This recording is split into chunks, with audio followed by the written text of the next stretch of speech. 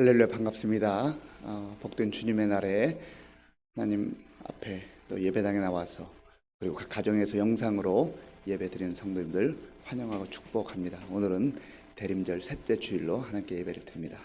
할렐루야, 여호와의 이름을 찬송하라. 여호와의 종들아 찬송하라. 여호와의 집, 우리 여호와의 성전, 곧 우리 하나님의 성전들에 서 있는 너희여 여호와를 찬송하라. 여호와는 선하시며 그의 이름이 아름다우니 그의 이름을 찬양하라.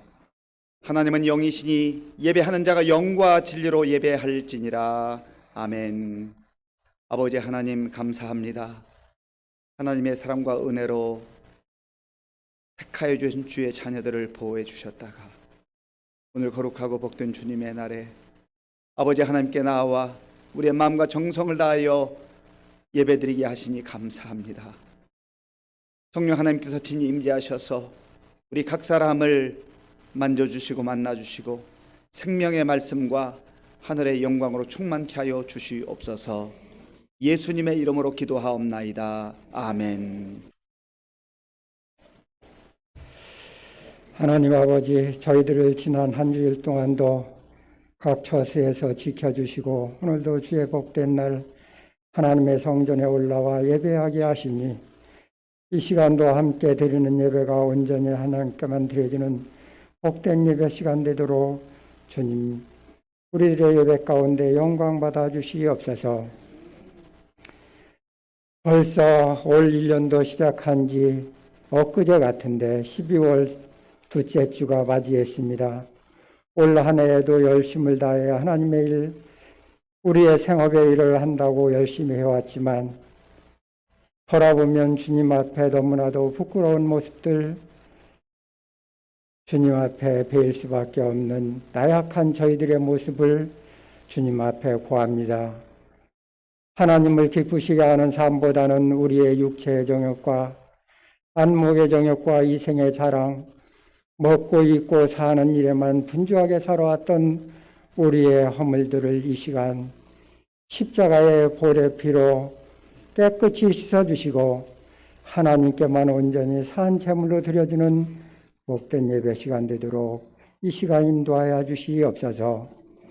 평화의 왕으로 이 땅에 오신 주님, 온 땅에 올 한 해는 전쟁과 또한 여러 가지 바이러스, 또한 여러 가지 기근으로 인해서 어렵고 힘들었던 한 해, 주님 그 가운데서도 주님께서 우리들에게 빛이 되어 주시어서 어렵고 힘든 가운데서 하나님께서 주시는 하늘의 새 소망을 안고 힘든 여정 속에서도 소망 가운데 살아가게 하신 아버지 하나님, 그 소망 가운데 우리들이 날마다 기쁨으로 살아갈 수 있는 우리의 믿음이 되도록 주님께서 도와주시옵소서.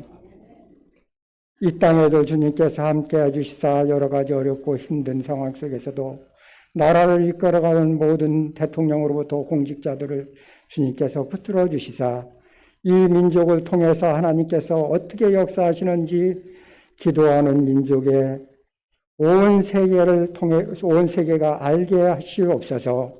다시 한번 이 민족을 통해서 하나님의 귀한 역사를 만방에 전할 수 있는 복음의 사명을 감당하는 귀한 민족 되도록 주님께서 도와주시옵소서.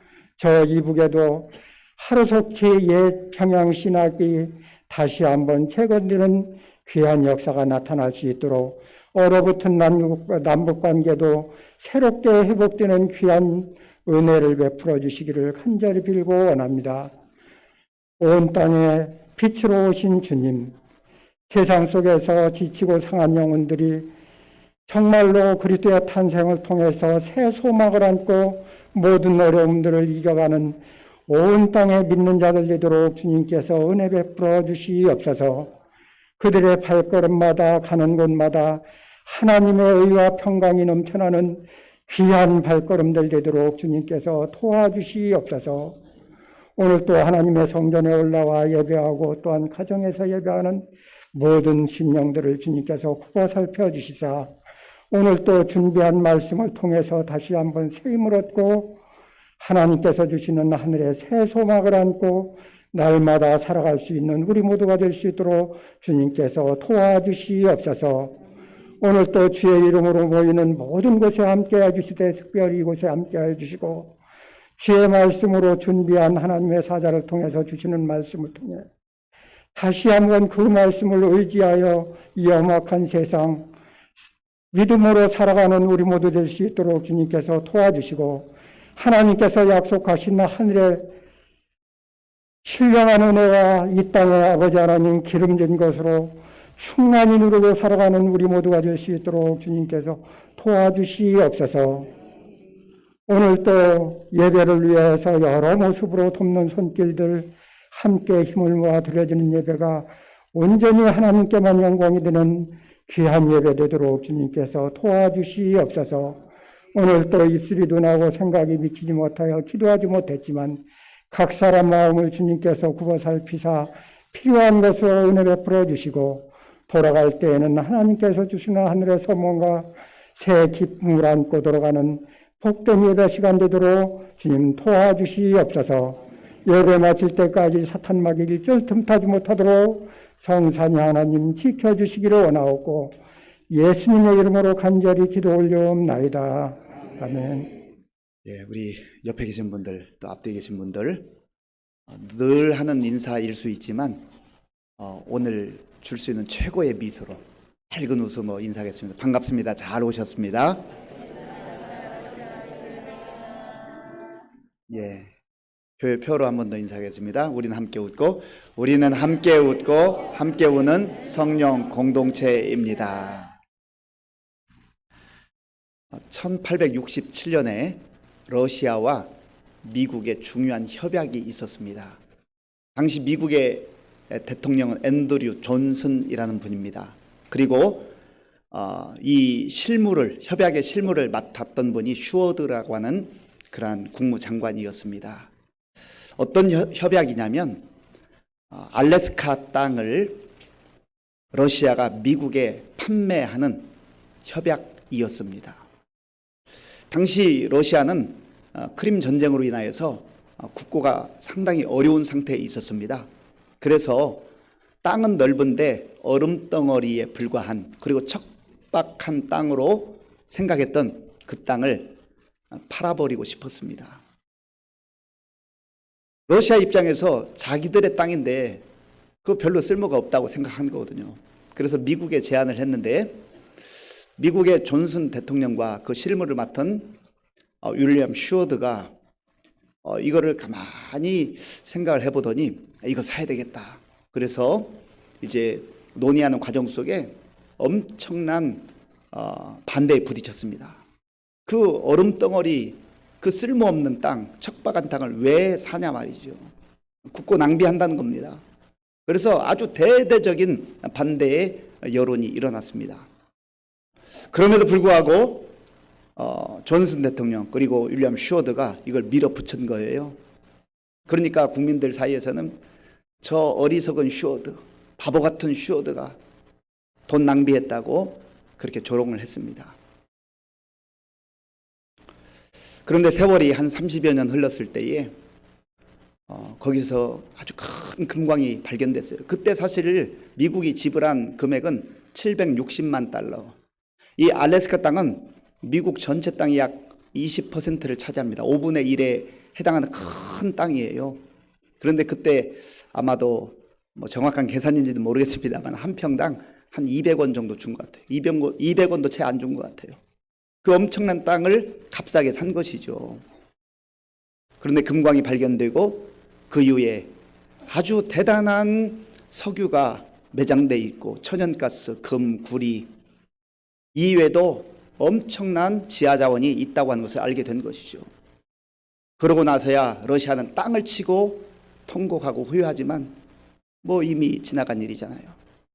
그때에 수많은 비난과 조롱을 당하고 어리석다고 바보 같다고 그런 욕을 먹으면서도 이 존슨 대통령과 슈어드가 밀어붙여서 오늘날 미국에 아주 대단한 자산을 갖게 된 것이죠. 보는 관점이 그렇게 다른 결과를 가져다 준 것입니다. 러시아 사람들이 볼 때는 그거 골칫덩어리인 것, 관리하기도 힘들고 아무런 쓸모없는 그 땅, 그저 그만큼 돈이라도 받고 팔으면 잘한 것으로 생각한 것이죠. 미국 국민들이 볼 때는, 또 미국의 많은 지도자들이 볼 때는 왜 국고를 낭비하느냐, 저 쓸모없는 땅, 그렇게 생각했지만, 그러나 눈에 보이는 얼음덩어리만 본 것이 아니라 그 안에 있는 보고들을, 가능성을 봤던 존슨 대통령과 슈어드 그 국무장관의 그 결단이 엄청난 결과를 가져오게 된 것이죠. 그래서 눈이 보배다라는 말이 있습니다. 눈이 보배다. 여기서 눈이 보배다라고 하는 것은 우리 육신의 눈으로 볼 수 있는 것을 말하기도 하지만, 다른 사람이 보지 못하는 것을 볼 수 있는 눈, 그 눈을 가지고 살아갈 때 우리의 삶이 완전히 달라진다는 거예요. 관점이라고 하잖아요. 관점, 볼 관자, 점점자. 저기 있는 점, 어떤 대상 사물을 어떻게 보느냐, 그 관점에 따라서 우리의 인생의 내용은 완전히 달라진다는 거예요. 어떤 사람은 이 세상의 것만 보고 살아갑니다. 하나님 나라가 어디 있어? 천국이 어디 있어? 지금 21세기에 첨단 과학이 발달한 이런 시대에 무슨 어리석게도 천국을 말하고 하나님 나라를 말하고 영생을 말하고 부활을 말하고 그렇게 조롱하는 무리들이 있습니다. 정말 누가 어리석은지는 머지않아 분명하게 드러날 것입니다. 자기 눈에 보이는 얼음덩어리만 보면서 쓸모없다고, 가치 없다고, 또 그 이런 일들을 추진하는 정말 깊이 보는 사람들 향해서 조롱하고 손가락질을 하지만, 누가 정말 어리석은지는 머지않아 판명이 된다고 하는 것이죠. 그래서 인생관, 가치관 그렇게 말하잖아요. 내가 내 인생을 어떤 눈으로 보느냐, 내가 어떤 가치관을, 어디에 가치를 부여하고 살아가느냐에 따라서 우리 인생의 내용은 완전히 달라진다는 거예요. 오늘 우리가 함께 읽은 성경 본문에도 보면 보는 눈에 대해서 말씀하고 있어요. 자, 본문 1절을 같이 읽겠습니다. 1절입니다. 예수께서 길을 가실 때에 날 때부터 맹인된 사람을 보신지라. 아멘. 길을 가실 때 날 때부터 맹인된 사람. 여러분 한번 생각해 보세요. 태어날 때부터 앞을 보지 못하는 맹인으로 태어났으니 얼마나 불행합니까? 얼마나 불편해요. 얼마나 힘들어요. 살고 싶겠습니까? 열심히 살아도 불편하기 짝이 없는 그 인생. 그리고 사람들이 이런저런 말로 수군거립니다. 조롱하기도 합니다. 이 사람은 홀로 살아갈 수가 없는 입장이기 때문에 길거리에 나가서 손을 벌려서 누군가에게 도움을 청할 수밖에 없는 그러한 삶을 살아야 됩니다. 그것도 1년만 반짝 열심히 한다고 되는 게 아니에요. 어찌 보면 평생 동안 그렇게 살아야 하는 사람이죠. 어찌 보면 그 이웃 사람들, 주변 사람들은 말할 것도 없거니와 친지들과 가족들로부터도 외면당하는 그런 삶을 살아가고 있었는지도 모릅니다. 그때 예수님께서 이 맹인을 주목하셨어요. 그런데 제자들이 예수님께 묻습니다. 그 내용이 2절에 있는데요. 제가 2절을 함께 읽겠습니다. 2절을 제가 읽겠습니다. 제자들이 물어 이르되 라삐여, 이 사람이 맹인으로 난 것이 누구의 죄로 인함이니이까? 자기니이까?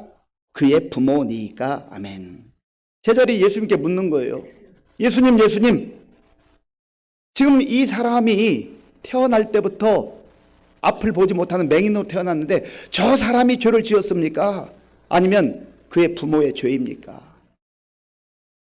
사실 제자들의 질문 이면에는 그 당시에 수많은 사람들이 가지고 살았던 관점, 생각을 고스란히 살펴볼 수가 있어요. 그 당시의 사람들은 누군가가 힘들고 어려운 일, 불행한 일을 당할 때 이것은 죄의 결과다.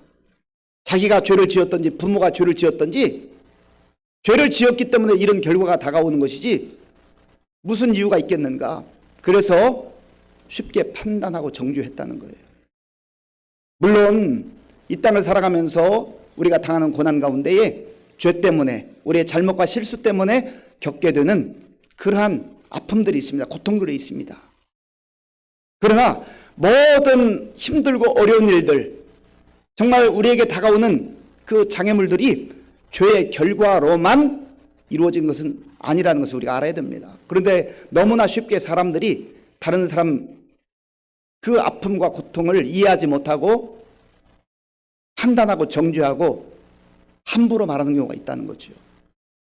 그 당대 사람들만 그랬을 뿐만 아니라 심지어 예수님께 하나님의 말씀을 듣고 배우고 했던 제자들조차도 여전히 랍비여, 이 사람이 맹인으로 난 것이 누구의 죄 때문입니까? 저 사람의 죄 때문입니까? 아니면 그 부모의 죄 때문입니까?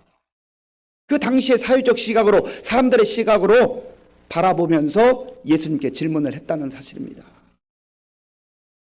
저와 여러분들은 어떻습니까? 우리가 하나님의 자녀로 부름받고 그리스도인으로 살아감에도 불구하고 세상 사람들이 바라보는 관점, 그 똑같은 관점으로 바라보고 있지 않냐 말이에요. 우리가 예배드리는 것, 기도하는 것, 찬양하는 것, 그것 외에 우리의 생각과 태도와 관점이 전혀 변화되지 않고 세상 방식과 세상 가치와 세상 관점으로 나도 바라보고 다른 사람도 바라보고 있지 않냐 말이죠. 특별히 다른 사람에 대해서 너무나 쉽게 자기 생각을 가지고 자기 중심적으로 판단하고 정죄하며 살아가고 있지는 않냐 말이에요. 좀 깊이 들여다보면 사실은 얼만큼 자기 생각에 사로잡혔는지 말도 안 되는 그러한 질문을 하는 것이죠. 아니, 이 사람이 태어날 때부터 맹인으로 태어났는데 죄 지을 시간이 언제 있어요? 언제 엄마 뱃속에서 죄를 짓습니까? 어찌 보면 질문조차 좀 잘못된 그러한 것으로부터 시작되는 거 아니겠어요? 아니면 그의 부모가 죄를 지어서 그렇습니까? 그 부모의 죄로 인하여서 이러한 어려움을 겪고 있는 것입니까? 그렇게 판단했다는 거죠. 그렇게 질문을 했다고 하는 것입니다. 그때 예수님께서 하신 대답이 중요합니다. 우리 3절 말씀 함께 읽겠습니다. 예수께서 대답하시되 이 사람이나 그 부모의 죄로 인한 것이 아니라 그에게서 하나님이 하시는 일을 나타내고자 하심이라. 아멘. 예수께서 대답하시되, 예수님의 관점은 어떤 관점입니까? 그 사람의 죄가 아니다. 그의 부모의 죄도 아니다. 이 땅에서 죄로 인하여서 당하게 되는 아픔과 고통과 죄의 결과들이 분명히 있지만, 그러나 함부로 자기 생각으로 세상 사람들의 그 시선으로 그런 관점으로 판단하지 말라는 거예요. 예수님 분명하게 말씀하셨잖아요. 이 사람의 죄가 아니다. 그 부모의 죄가 아니다. 다른 관점을 보고 바라보고 계세요. 다른 관점으로 보고 계셔요. 그에게서 하나님이 하시는 일을 나타내고자 하심이라. 다 이해할 수 없는 부분이 있지만 하나님의 계획과 하나님의 섭리가 있다는 거예요. 하나님의 영광을 위해서 그런 아픔도 고통도 허락하실 때가 있다고 하는 겁니다. 우리가 예수님을 믿는다고 하는 것은 바로 눈이 바뀌는 것을 말해요. 관점이 바뀌는 것을 말해요. 지금까지 우리가 세상 속에서 살아오면서 많은 사람들이 추구하는 그 가치, 그 시선, 그 관점을 가지고 살던 우리가 주님의 말씀을 통하여서 우리의 시선을 점점점 내려놓고 우리의 눈을 바꾸는 거예요. 예수님의 눈으로 바꾸는 거예요. 예수님의 시선으로 바꾸는 거예요. 예수님의 관점으로 바꾸는 거예요. 우리가 예수 믿은 지 5년이 되고 10년이 되고 20년이 되고 30년이 됐다고 한다면 적어도 다른 사람을 보는 눈이 바뀌어야 되지 않겠습니까? 다른 사람을 바라보는 시선이 정죄하고 판단하고 함부로 말하는 자기 중심적 그 태도와 관점에서 나의 관점을 내려놓고 예수님의 시선으로 바라보는 그런 새로운 관점이 열려야 된다고 하는 것입니다. 아무리 신앙의 연조가 깊어도 2대, 3대, 4대 신앙생활을 해도 우리의 눈이 바뀌지 않는다면, 관점이 바뀌지 않는다면 여전히 세상 가치와 세상 방식으로 그리고 자기 생각에 사로잡혀서 그렇게 살아가게 된다고 하는 것이죠. 예수님께서 4절과 5절에서 말씀하셨습니다. 4절 5절 제가 읽겠습니다. 때가 아직 낮임에 나를 보내신 이의 일을 우리가 하여야 하리라. 밤이 오리니 그때는 아무도 일할 수 없느니라. 내가 세상에 있는 동안에는 세상의 빛이로라. 아멘. 때가 아직 낮임에 예수님께서 이 땅에 오셔서 공생에 사역하신 그 기간을 낮이라고 말씀하셨어요. 예수님이 이 땅에서 사역하시는 그 기간을 낮이라고 말씀하셨어요. 그리고 또한 말씀하시기를 나는 세상의 빛이라. 내가 세상에 있는 동안에는 세상의 빛이로라. 지금 이 말씀을 통해서 하시고자 하는 그 의미가 무엇입니까? 예수님의 그 말씀의 내용이 무엇이에요? 지금 어두움 가운데 아무것도 보지 못하고 캄캄한 가운데 살아가는 저 맹인, 너희들은 불쌍하게 바라보고 정죄와 판단의 시선으로 바라보고 있지만 나는 저를 다른 눈으로 바라보고 있다. 아버지의 영광이 나타나는 그러한 시선으로 바라보고 있다. 그러면서 저가 나를 만나게 될 때 저의 심령 가운데, 저의 인생 가운데 어두움이 물러가고 빛이 임할 것이라는 것을 말씀하고 있는 거예요. 오늘 저와 여러분들 가운데도 그런 은혜가 임할 수 있길 바랍니다. 우리가 지금 감당하고 있는 말로 다 표현할 수 없는 그런 아픔과 고통, 무거운 짐들이 있어요. 다른 사람들이 쉽게 판단하고 정죄하는, 그래서 속상하고 너무나 억울한 그런 말을 듣고 살아야 될 때가 있습니다. 그런데 중요한 것은 사람들의 시선, 사람들의 그 관점, 사람들의 정죄와 판단, 거기에 귀 기울이지 말고 주님의 시선, 주님의 관점, 그 모습으로 우리가 나아가는 거예요. 그리고 주님의 음성을 듣는 거예요. 예수님께서 세상에 빛이 되신다. 예수님을 만나면 내 어두움의 모든 힘들고 고통스러운 삶이 끝나고 이제 새로운 빛의 삶이 시작될 것이다 하는 그 소망과 희망을 예수님께서 주시는 것 아니겠어요? 그리고 나서 예수님께서 하시는 일이 무엇입니까? 6절, 7절, 우리 6절, 7절을 함께 읽겠습니다. 이 말씀을 하시고 땅에 침을 뱉어 진흙을 이겨 그의 눈에 바르시고 이르시되 실로암 못에 가서 씻으라 하시니 실로암은 번역하면 보냄을 받았다는 뜻이라. 이에 가서 씻고 밝은 눈으로 왔더라. 아멘. 예수님께서 이 땅에서 수많은 질병, 병자들을 고쳐주셨지 않습니까? 그런데 많은 경우에 그냥 말씀으로만 하셨어요. 말씀으로 고치셨어요. 말씀으로 얼마든지 고치실 수 있잖아요. 그런데 오늘 여기서 태어날 때부터 맹인된 사람을 고치시는 과정을 보면 좀 독특합니다. 땅에 침을 뱉어서 진흙을 이겨 그의 눈에 바르셨다. 왜 이렇게 하셨을까? 사실 명확하게 알 수가 없습니다. 성경이 분명하게 말하고 있지 않거든요. 성경학자들은 이 부분을 이제 연구하여 여러 가지로 해석을 합니다. 인간이 진흙으로 지음을 받았기 때문에 그 진흙으로 지음받은 인간을 회복시키는 그런 과정으로 보기도 하고요. 또 예수님께서 그의 눈에 진흙을 이렇게 발라주심으로 말미암아서 예수님과의 접촉점을 말하는 성경학자들도 있습니다.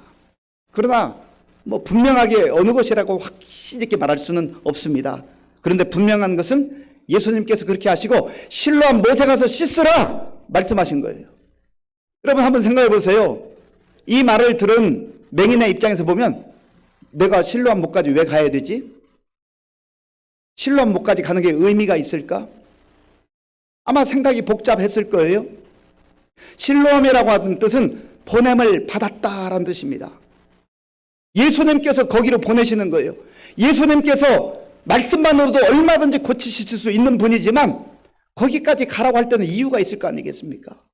그런데 이 맹인은 이에 가서 씻고 밝은 눈으로 왔더라. 아멘. 이에 가서, 이 한마디가 참 중요합니다. 이에 가서. 예수님께서 실로암 못까지 가서 씻으라고 하실 때 거기에 이런저런 핑계를 대지 않았어요. 변명을 하지 않았어요. 따져 묻지도 않았습니다.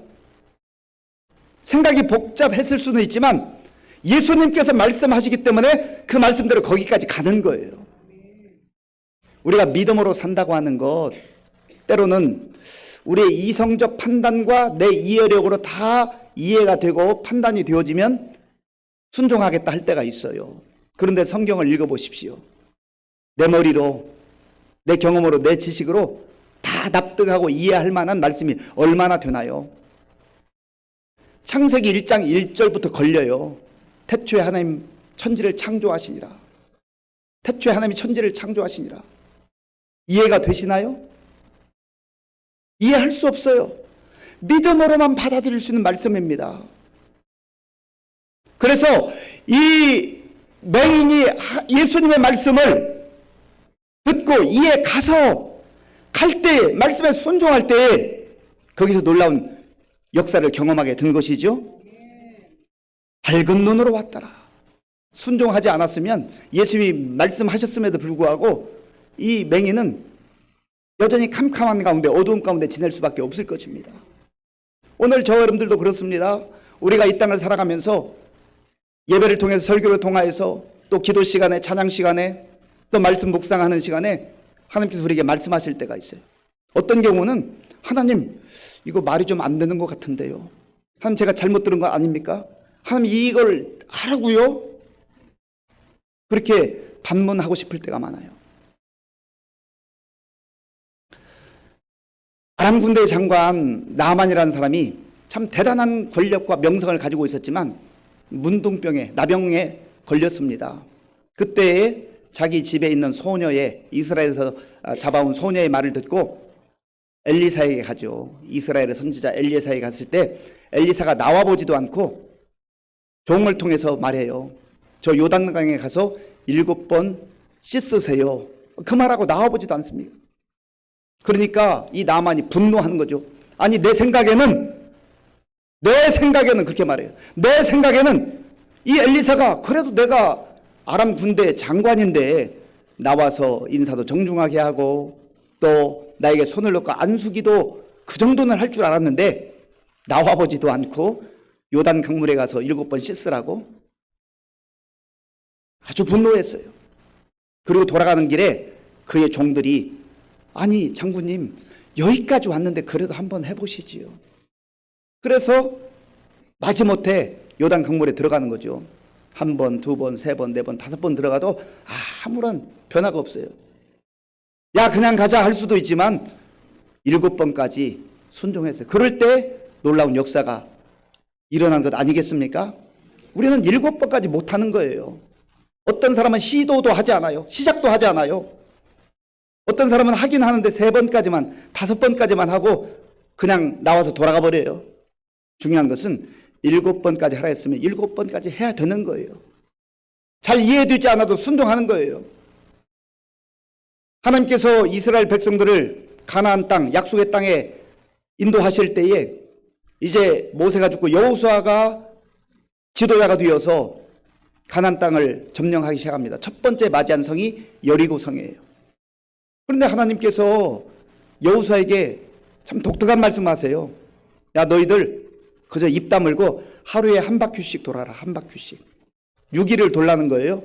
그리고 마지막 7일째에는 7번 돌고 이제 제사장이 나팔을 불면 함성을 지르라는 겁니다. 이게 군사 전략으로 이해가 되나요? 전혀 납득되지 않는 말씀을 하나님께서 하시는 거죠. 엿새까지는 돌았어요. 제 7일 되었을 때 1번, 2번, 3번쯤 되면 금이 가고 뭔가 벽돌이 무너지는 그런 현상이 나타나야 되는데 뭐 성경에 자세히 나와 있지는 않지만 그렇게 되지 않았을 거예요. 하나님 말씀에 온전하게 순종했을 때 그때 하나님께서 하나님 방법으로 역사하신 것 아니겠습니까? 그러면 성경에 있었던 그런 인물들만 그러한 기적을 체험한 아니에요. 오늘 우리 이 시대에도 어떤 사람들은 하나님 말씀하실 때 내 생각과 내 경험과 내 지식을 내려놓고 말씀에 그대로 순종하는 거예요. 순종할 때 하나님께서 역사하시는 그 놀라운 일들을 우리도 경험하게 될 줄로 믿습니다. 문제는 내 생각과 하나님 말씀이 충돌할 때가 참 많습니다. 예배 드리다 보면, 설교 말씀을 듣다 보면, 성경을 읽다 보면 내 생각과 하나님 말씀이 충돌할 때가 너무 많아요. 그런데 우리는 거의 대부분의 경우에는 하나님의 말씀을 포기해버립니다. 내 생각을 붙들어요. 그러니까 역사가 나타나지 않는 거예요. 예배는 여러 번 드리지만, 신앙생활은 10년, 20년, 30년 하지만 순종의 그 깊은 의미를 모르는 거죠. 순종을 통하여서 하나님이 역사하시는 것을 맛보게 될 때 우리는 그 다음번에 또 다른 문제에 직면할 때 말씀을 붙들고 내 생각 내려놓고 내 경험 내려놓고 하나님 말씀 붙들고 나아가는 것입니다. 지금 이 당시에 날 때부터 맹인으로 태어난 이 사람은 사람들이 볼 때는 보잘것없고 정말 다른 사람에게 구걸이나 해서 먹고 살아가는 그런 불쌍한 사람 아니었습니까? 그런데 이 사람은 순종하는 믿음을 가지고 있었어요. 그 당시에 수많은 사람들, 육신적인 눈으로 이것도 보고 저것도 보면서 쉽게 말하고 판단하고 정죄했던 사람들, 예수님 앞에서는 마치 영적 맹인처럼 분별하지 못하고, 예수님께서 그 앞에 계심에도 불구하고 자기 육신의 눈으로 보지만 그분이 메시아인 것을, 그리스도인 것을 보지 못하는 그런 영적 맹인들로 살아갔다는 것이죠. 오늘 저와 여러분들은 어떤가요? 우리가 세상의 이치를 알기도 하고 또 내 많은 지식과 경험을 자랑할 때가 있지만, 하나님 앞에서 겸손하게 말씀을 붙들고 순종할 때에 영적인 눈이 열려져서, 믿음의 눈이 열려져서 하나님께서 역사하시는 그 일들을 우리의 눈으로 경험하며 우리의 눈으로 보며 정말 하나님이 지금도 살아계시다 하는 그런 은혜를 누리게 될 줄로 믿습니다. 그러니까 이 주변 사람들이 시끄러운 거예요. 자, 본문 8절과 9절. 8절 9절에 제가 읽겠습니다. 이후 사람들과 전에 그가 거린인 것을 보았던 사람들이 이르되 이는 앉아서 구걸하던 자가 아니냐, 어떤 사람은 그 사람이라 하며 어떤 사람은 아니라 그와 비슷하다 하거늘 자기 말은 내가 그라 하니 아멘. 사람들은 말이 많아요. 이 사람이 그 사람인가 저 사람인가 그거 확인해 보려고 하지만, 은혜 받은 사람, 고침 받은 사람은 내가 그 사람입니다. 내가 예수님 말씀 듣고 순종하고 새 빛을 얻은 사람입니다라고 분명하게 말하잖아요. 그때 사람들이 또 묻습니다. 네 눈이 어떻게 떠졌느냐? 자, 우리 11절 말씀 함께 있습니다. 11절입니다. 대답하되 예수라 하는 그 사람이 진흙을 이겨 내 눈에 바르고 나더러 실로암에 가서 씻으라 하기에 가서 씻었더니 보게 되었노라. 아멘. 실로암에 가서 씻으라. 예수의 말씀을 듣고 가서 씻었더니, 순종했더니, 말씀대로 했더니 내가 보게 되었노라. 사람들은 장애를 입고 살아가고 또 이런 고통을 안고 살아가면 저 사람 불행한 사람이다, 천벌받은 사람이다, 실패한 사람이다, 그렇게 쉽게 말하고 판단합니다. 그런데 사실 예수님의 관점으로, 예수님의 시선으로 보면 이 사람의 장애가 오히려 예수님을 깊이 만날 수 있는 은혜의 통로가 된 거예요. 장애가 있다 해서, 또 고통이 있다 해서, 아픔이 있다 해서, 나에게 엄청난 해결할 수 없는 그런 장애물이 있다 해서 그것 때문에 불편할 수는 있고 눈물을 흘릴 수는 있지만 인생이 망하는 것은 아닙니다. 오히려 그 상황 속에서 빛이신 예수님, 우리의 구원자로 이 땅에 오신 예수님을 바라보고 주의 말씀을 듣고 순종할 때 그 아픔과 고통이 오히려 그의 인생에 더 큰 영광과 은혜로 다가올 수가 있다는 것을 꼭 기억할 수 있길 바랍니다. 오늘 저와 여러분들 가운데도 이해할 수 없는 아픔과 또 많은 장애물들이 있을 겁니다. 사람들은 이러쿵저러쿵 쉽게 판단하고 정죄하고 함부로 말할 수 있습니다. 그러나 그때 예수님의 음성 들어야 돼요. 주의 음성 듣게 될 때 주님께서 베푸시는 놀라운 치유와 은혜의 그러한 경험을 정말 하게 될 것이고 또 새로운 삶을 살아가게 될 줄로 믿습니다. 또한 우리 자신들이 오늘 이 말씀 앞에서 우리 자신들 역시 그 당시의 사람들처럼, 그리고 제자들의 질문처럼 쉽게 판단하고 정죄하고 사람의 시선으로, 내 시선으로 바라보고 살아오지는 않았는지, 우리가 하나님 앞에서 하나님 내 시선 내려놓고 내 관점 내려놓고 예수님의 시선으로 예수님의 관점으로 보게 하시고 또한 그들을 품게 하시고 다가가기를 원합니다. 그래서 예수님께서 하시는 놀라운 기적과 능력을 경험하며 살아가는 우리가 되게 해달라고 기도하며, 특별히 대림절 기간에 어려운 가운데 있는 사람들을 내 시선이 아니라 내 관점이 아니라 주님의 시선과 주님의 관점으로 바라보며 나아가는 저와 여러분들이 될 수 있기를 간절히 바랍니다. 아버지 하나님, 감사합니다.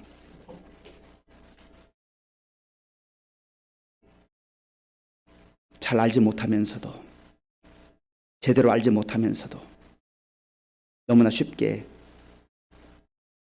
다른 사람의 고통과 아픔을 판단하고 정죄했던 어리석음을, 나의 관점과 시선을 내려놓게 하시고 예수님의 시선으로, 긍휼의 시선으로, 예수님의 관점으로 바라보는 은혜가 있게 하여 주시옵소서. 예수님의 이름으로 기도하옵나이다. 아멘.